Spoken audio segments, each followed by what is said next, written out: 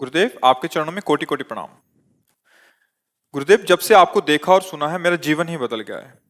आपकी वजह से मैंने मदिरा, मांस, परस्त्री सब कुछ छोड़ दिया है और मैं राधा नाम जप करने लगा हूँ। महाराज जी। धन्यवाद है।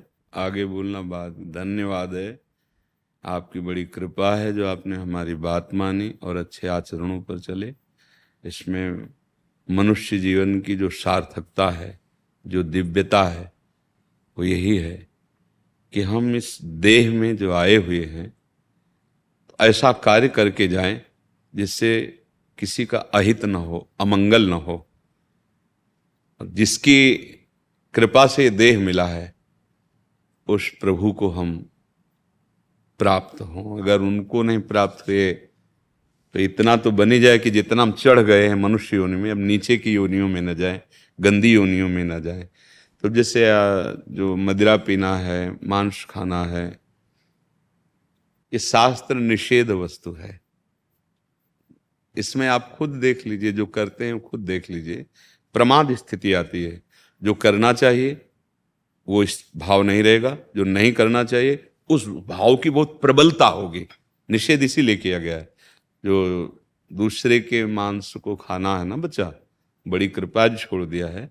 हम समझते हैं मुझसे बलवान हो जाएंगे या स्वास्थ्यवर्धक है। भाई नहीं, हमारे लिए नियत किया गया शास्त्र में।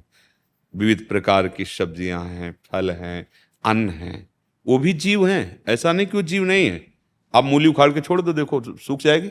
उसमें भी वही जीव है जो एक पशु में जीव है ना, ठीक वैसे उसमें गेहूं को उखाड़ के देख लीजिए, फेंक दीजिए, सूख जाएगा, मर जाएगा। उसमें भी जीव है, पर वो जीव हमारे लिए निहित किया गया है।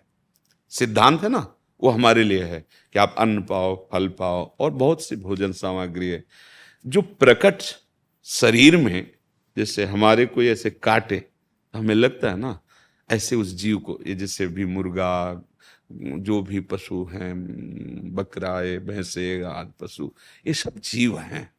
हाँ, जो राक्षस हैं वो अपना जाने, आप मनुष्य देह में हैं। और पुष्टता जिसे बल कहते हैं वो तुम्हारे वीर्य में होती है। जिसको तुम खिलवाड़ समझते हो वो खिलवाड़ नहीं, तुम्हारी जीवनी शक्ति है। यदि संयम से, ब्रह्मचर्य से रहो तो ना उतनी घी में ताकत है, ना दूध में ताकत है, ना किसी भी पदार्थ में ताकत जो तुम्हारे ब्रह्मचर्य में ताकत है।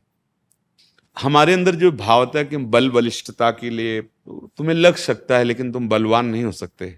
बलवान उसे कहते जो काम पर विजय प्राप्त करे, क्रोध पर विजय प्राप्त करे, अंदर के शत्रुओं को पराजित करे।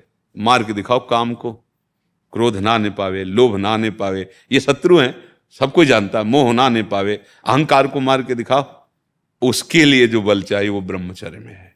शुद्ध ज्ञान, शारीरिक बल भी, आध्यात्मिक बल भी, दिव्य भाव, दिव्य स्मृति, हर अंग में विशेष स्फूर्ति, आवेश आ जाए तो कुछ भी कर सकता है। वो सारा कुछ ब्रह्मचर्य में, पर वो वही रह सकता है जो संयम से चलता है, शुद्ध आहार रहता है। तो हम धन्यवाद देते हैं कि आपने शराब छोड़ा। देखो, शराब पी करके अपने घर वालों को, अपने पड़ोस वालों को या अपने आप को दुख ही में डालना है, कोई सुखी नहीं हो सकता। ये पक्की बात है।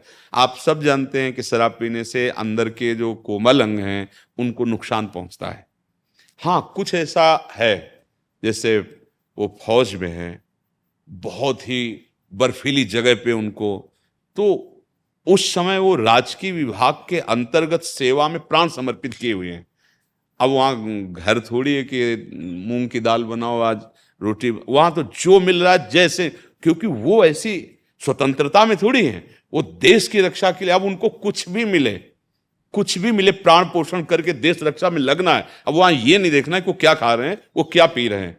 उस समय उनके जीवन, जहां हम 5 मिनट खड़े नहीं हो सकते, वहां उनकी ड्यूटी लगी है, ड्यूटी लगी। अब वहां प्रश्न नहीं उठ सकता। अब आपकी बस चले तो ना खाओ, लेकिन हम नहीं कहेंगे, क्योंकि हमें पता है कि वो आपकी रसोई नहीं।